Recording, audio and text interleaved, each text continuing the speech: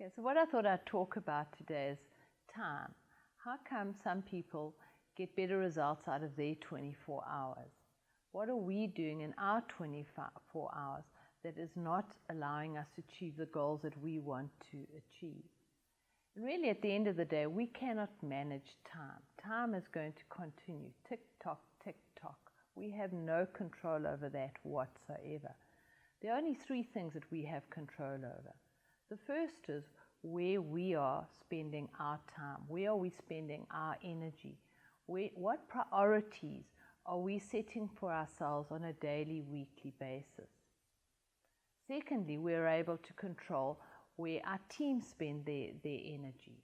What priorities are they focused on? Where are they spending the time that they have available to them?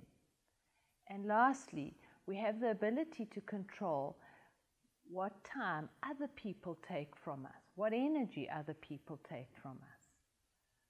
I often come across, my clients often say to me, "Shirley, my problem is I can't say no." But here's a thought. When you say yes to something, you're always saying no to something. The other thing that's vitally important for business owners to be aware of when they're looking at how they're spending their time and their energy is what are they spending it on. So if you're trying to build a business, how much time are you spending being the business owner, doing the things that a business owner does, as opposed to working and doing the things that your employees could or should be doing? How much time do you spend being the super duper employee? I bet you are the best employee in your business. So in the book, The E-Myth, Gerber talks about working on your business as opposed to working in your business. Working in the business is being that super duper employee. It's delivering the product and service that your business delivers. Do yourself a favor, keep a little bit of a log and write down the hours that you spend every day working on your business as opposed to working in your business. And I think that you will find that there's very little time spent working on your business. And then one should not then be surprised that you're not managing to move your business forward. The rule of thumb with my clients, I'm insisting that they spend at least 4 to 5 hours a week working on their business outside of the coaching sessions. Now, how one spends those 4 or 5 hours really depends on the task that they've actually got to do.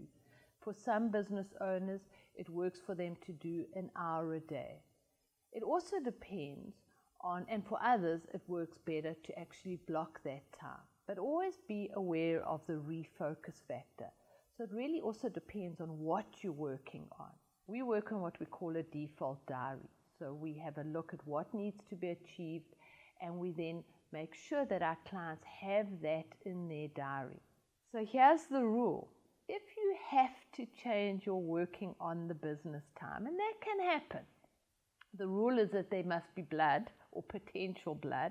But if there's potential blood and you need to move that time, you can move it, but the same way as you would do it with a customer.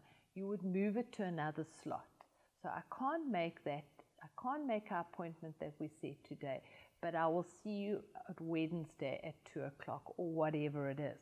But it doesn't get out of the diary and it doesn't get scooped into oblivion. It has to still take place that week. If I asked to see your diary, what would I see?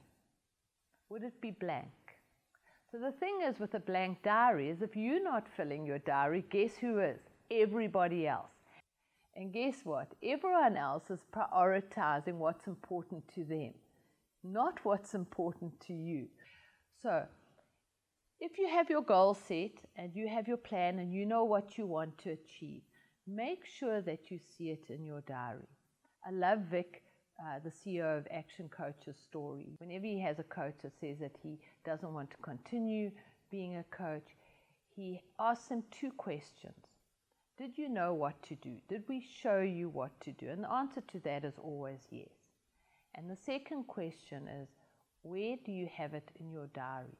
Show me where you have it in your diary. And that's my question to you, and that's my challenge to you. If you know what you want to achieve this year, in the next 90 days, where is it sitting in your diary?